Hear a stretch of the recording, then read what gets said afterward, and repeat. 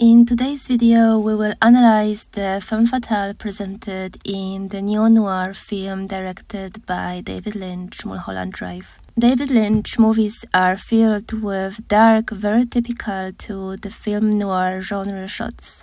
Film noir is a cinematic term used primarily to describe the Hollywood crime dramas, particularly those that emphasize cynical attitudes exploring morally corrupt behaviors and motivations. The dominant worldview expressed in film noir is paranoid, claustrophobic, hopeless, doomed, predetermined by the past without a clear moral or personal identity. The visual style conveyed this mood by expressing use of darkness, both real and predominantly underlit, and psychologically through shadows and claustrophobic compositions which overwhelm the characters, the overall criminality and lack of morality. The David Lynch's love for velour and frequently use of different shades of red is present in this movie as well. The dark red is present in the movie in almost any scene. I love how well he plays with the colors and the clothes that different characters wear. As often and almost always in my videos, we are presented with the light feminine energy and the dark feminine energy portrayed by the character Rita. It was only after I finished the movie that I have realized one now very obvious thing about Rita. She is the most typical representation of a femme fatale, which we will analyze more closely in this video. To begin with the analysis, let's say first who is the femme fatale.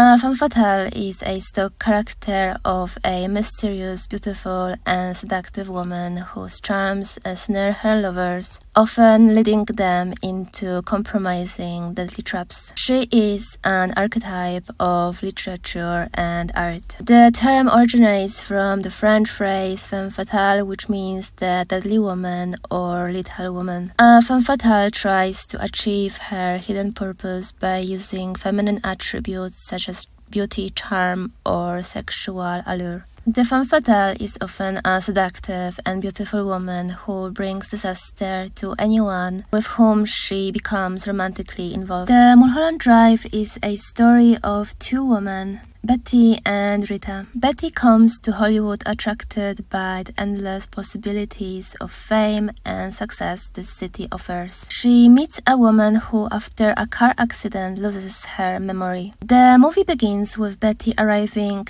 to Hollywood. Her naive attitude is portrayed so well from the start. Betty is a blonde-haired, pretty, plain girl who worked hard and believed in her abilities to become an actress. Throughout the movie, we see her often wearing pink and bright and light colors. This again makes the viewer believe in Betty being the good and light character. She represents the good girl and the light feminine energy, the proper and simple woman. And it is when we see Rita on the screen that we feel like we just encountered a very powerful persona. Through the movie, as in the first scenes, she wears black colors, wears red lips. Her dark hair and the red lipstick is the first representation of the femme fatale that we will be yet to experience in her full power. In the first shot, Rita appears in a classic black dress, wears high heels and looks proudly ahead of her. This is when a car accident happens. As from this moment, we will see her dealing with amnesia. She finds a shelter in Betty's house and they begin a friendship. And I love the sensual and seductive undertones of this relationship. The plainly dressed, natural and blonde Betty notices her black dress, bag and shoes laying on the floor. I think that this is the first sensual undertone of that movie. The first time I watched the movie, I thought there is only friendship between those women, and it was while the second time that I watched the movie that I noticed the subliminal and not so obvious seduction. So as Betty walks into the bathroom, we can hear and then see Rita taking shower. Her naked and curvaceous feminine body is seductively and mysteriously showed through the shower glass. Rita is confused about what has happened to her and she does not remember even her name. And even when I was watching the movie, I didn't realize one simple element that shows us so clearly the deadly femme fatale nature of Rita. So she looks at a poster of Gilda, the most classic femme fatale movie of the 1940s. She picks up a name Rita after Rita Hayworth, who plays in the movie. And I thought to myself, isn't that the most genius way to show the viewer the dangers that may come together with trying to get closer to Rita and associating with this woman? So, wrapped in a dark red towel, Rita goes to Betty's bed and falls asleep. So, throughout the movie, both women become closer and closer. I naively thought that they develop an innocent friendship. Yet, it is just obvious to me now that, in fact, it was Rita who was trying to seduce Betty with all the subtle moves. I think those moves pass unnoticed to a straight person, but I think after watching the movie for a second time, I am able to see that. Slight and little gestures happen throughout the movie and the sensual charge grows stronger the more time those women spend time together. One epic and transforming scene happens in a movie. Rita, dressed in a towel, comes to say goodnight to Betty. Betty invites her to come to sleep with her. From the body language, we can see the shyness of Betty. She is attracted to Rita, but she does not want to show it. Rita, though, we can see it clearly in the movie once again that she is trying to seduce Betty in that moment. She takes off the towel and they begin their intimate relationship. When I watched this movie, I thought and felt as if Rita was not truly in her full power. I could almost see her seductive and dangerous power, but it was dimmed.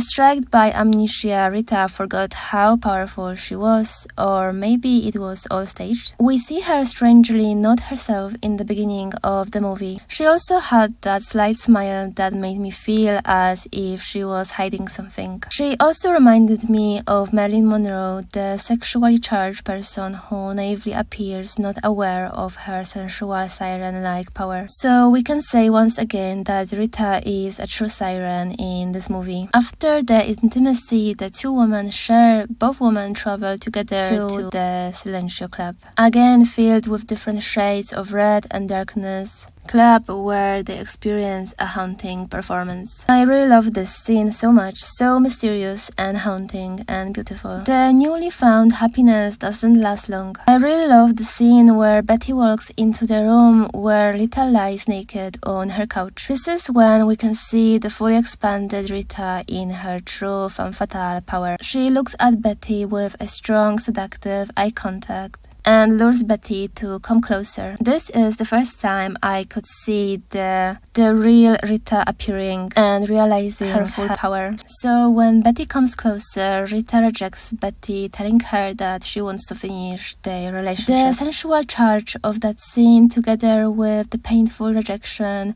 is what makes us realize that we can see Rita in her true femme fatale power. From now on, Betty is in a downward spiral. We see her heartbroken and used by the little femme fatale she has encountered in her life. We see her in a very bad physical state. The house is dark and empty and cold. This shows us the destruction the femme fatale can bring and the sudden absence of love. But also how low a person can fall when she falls from the heights of the love she experienced with a femme fatale. The story does not end on a broken heart. Rita takes part in the movie that Betty was auditioning for. From now on, we see Rita in her fully expanded, dangerously seductive little version. She takes over everything and leaves Betty destroyed. She takes over her role, and we can see her so confident and so aware of the power that she holds, just as if the entire story was planned by her. In the last scene, she is celebrating her success just in front of Betty and also showing off the new love that she has found. She also goes as far as kissing another woman in front of Betty, taking away all what Betty ever wanted. This scene shows a true cruelty, betrayal for another woman, and the most cruel thing Camilla could have done to a person she was once close with. However, as in any film noir, there is no room to seek any morality in the story and behavior of the leading actress. As little as can be, cunning, manipulative, malicious Rita, so full of seductive and erotic power that emanates from her. Not only like any of the great seductresses she seduced, the naive and plain Betty, she also went as far as taking all what she ever